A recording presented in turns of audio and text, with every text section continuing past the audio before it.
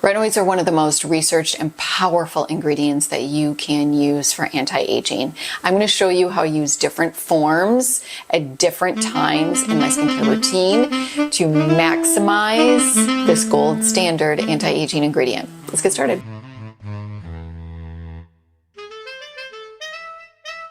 Hello everyone, I'm Jodylynn and welcome to Aging Naturally. I'm 51 years old and we talk about non-invasive, better aging solutions for mature skin. I am on one of the highest forms of retinoids, which is retinoic acid, which is my Tretinoin. It is prescription based. You can only get the highest formed through a prescription, and I actually get mine through agency. I started out at a 0.025 a couple of years ago, and I am now up to a 0.1, which is pretty intense. And so because of that, I'm only using it 3 days a week. The 0.025 was absolutely amazing at getting rid of my hormonal acne. Never had any acne problems until I got into my late 40s and I had a huge cyst. It was really terrible, but that absolutely saved me and it was wonderful. Then I started reading about all of the other benefits that retinoids do. And I was like, I want to stay on this bandwagon. I definitely want to. A little bit of education first before we get into how I use the different forms. Retinoids are actually a vitamin A derivative and they help with cell turnover, making way for new cell growth. And they also help to boost your hyaluronic acid production as well as collagen production. That is what we want, because as we're aging, we're losing collagen, we're losing that hyaluronic acid, which is no wonder why our skin is dehydrated, it is sagging, and we've got all these fine lines and wrinkles, right? So this is going to help immensely with those issues. The other forms of retinoids that are at the drugstore, for example, the retinol palmitate will actually take 3 conversions before it gets to retinoic acid, which is why it is so low in strength and it's going to be the least irritating to your skin. The higher the strength, the higher the potential irritation for your skin. I use my Tretinoin 3 days a week and I only use it here on the cheek area, the jawline, as well as the forehead. And the reason for that is because it's such a high strength, I can't use it here, I can't use it here, and I can't use it on my neck. It really dries it out and it makes it super dry and irritated. Let's talk about the under eye area first and the neck. I think every mature woman should get on a retinol, especially underneath the eye as well as the neck. I think that is going to be most important than any cream, serum that's out there. So same for neck creams. I think that if you can get on a retinol, then you probably won't need a neck cream. If you can get on a retinol underneath the eye, you probably won't need an eye cream. Let me tell you kind of how I've done that because those areas are so sensitive. So the first thing, I've raved about this forever, is the Ziip Beauty. This is actually an eye retinol cream. This also has triple hyaluronic acid. This also has, vitamin E, I think it has. It also has caffeine, which is going to help with depuffing. I've been using this for years. I use this underneath the eye. You can use this morning and evening. I only use it in the evening because I'm in the sun a lot. So I just don't like, SPF is a must, obviously. But if you can get on a retinol and an SPF, you're gonna be great. What I use for the neck is Natrium. This is the retinaldehyde. This is a 0.05, so this is the strongest that you can get over the counter. This is lovely. And I also use this on the days that I'm not using my Tretinoin. Now, for the neck, it actually took me some time to get up to this guy because my neck was so sensitive. So what I did is I started out actually with the Yeouth, and this is their retinol serum. This is absolutely beautiful, and I think that this is a great starter retinol. This is hyaluronic acid, it has vitamin E, it has aloe vera, so it's going to be super hydrating as well. I started using this about 3 days a week on my neck, all the way up till I got 6-7 days. And then I went here and did that transition. 2 days this, 4 days this, like that sort of thing, until I got up to every day with this. This is their big bottle. Another way that you can use this is to add in this serum, pump it into your body moisturizer, and you can put it on your body at night. I absolutely love doing that as well because you want to get those anti-aging properties in your body as well. So that's a way that you can do it. So something to think about. Another thing that I love to do around this area and underneath the eye is use this. This is Peace Out. This is their Retinol face stick. This is lovely. They sent this to me, and at first I was like, a balm? That's so strange. I'm not sure how I'm going to like this. But this has been great because I can do this around the eye. This has also been working wonderful on the eye. So if you don't want an eye cream and you just kind of want to use a retinol, you could definitely use this on your face as well as underneath the eye, around the mouth, and on the neck. That is a great, like, also starter, and I absolutely love this. All right, let's talk about how I use retinols with treatments and devices. So if I do a glycolic, let's say I use the Yeouth glycolic peel or the salicylic acid peel, and where I leave it on my face like 1 to 3 minutes, and I do it every 3 weeks. At home peel, I'm not talking about the professional treatment peels, not those. I don't go in with a retinol the next day or even day 2. Usually on day 3, I will start with the Yeouth, and then I work my way up, and then about day 4 or 5, I'm here.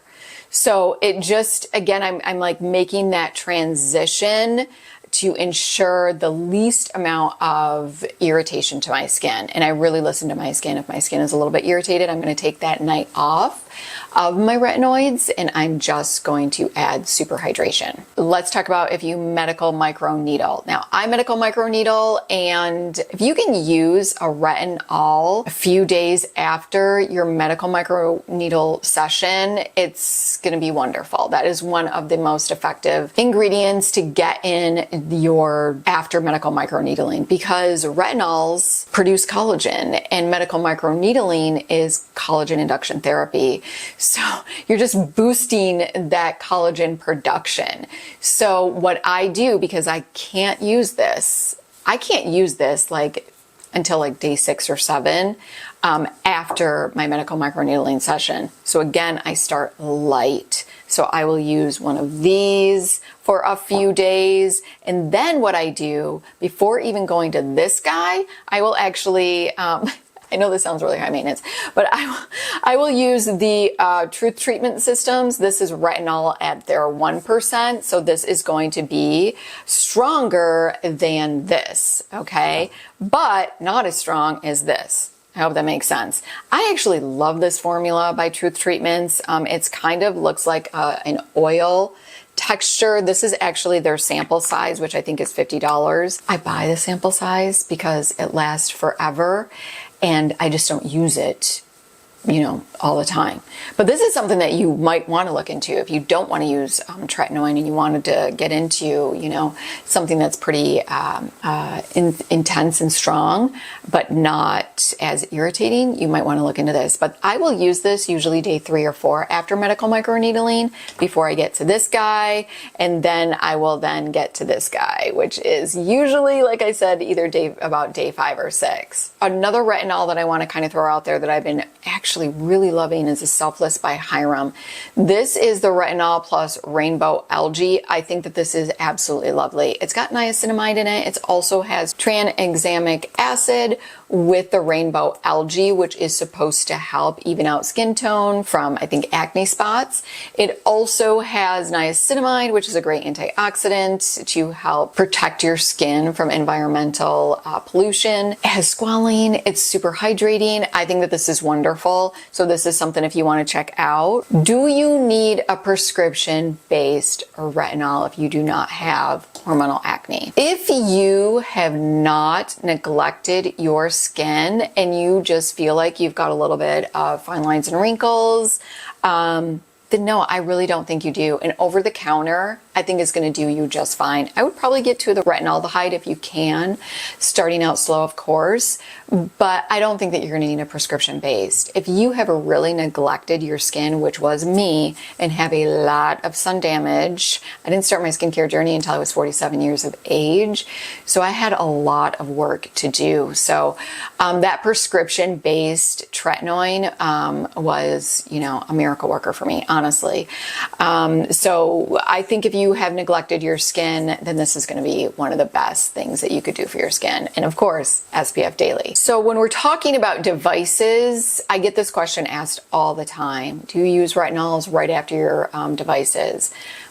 I do, and I don't have any problem. Let me just run down some devices. So LED light therapy, absolutely, I have no problems, and I can use this after my LED light therapy. Let's talk about radio frequency. Radio frequency, you're gonna really want to listen to your skin. It is recommended to wait about an hour after radio frequency and then go in with your retinol if you want to. But I just say, you know, it's not going to hurt to take a day off. And actually, I always take one day off of all of my retinoids, and I just work on hydration.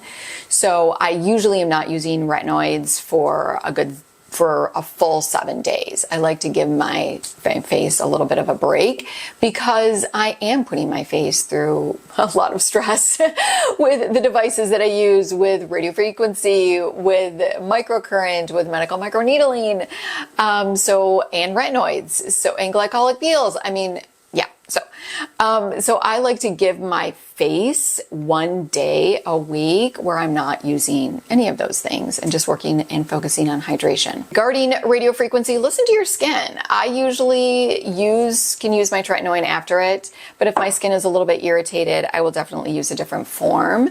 It just really depends. And microcurrent, you should have no problems, using a retinol. You might even want to go down to maybe a lower strength. So listening to your skin is most important. Also, just make sure that, the device that you're using, at first read the manual. Does it say that you should not use any type of retinoid? That's going to be your key, but most of them do not say that.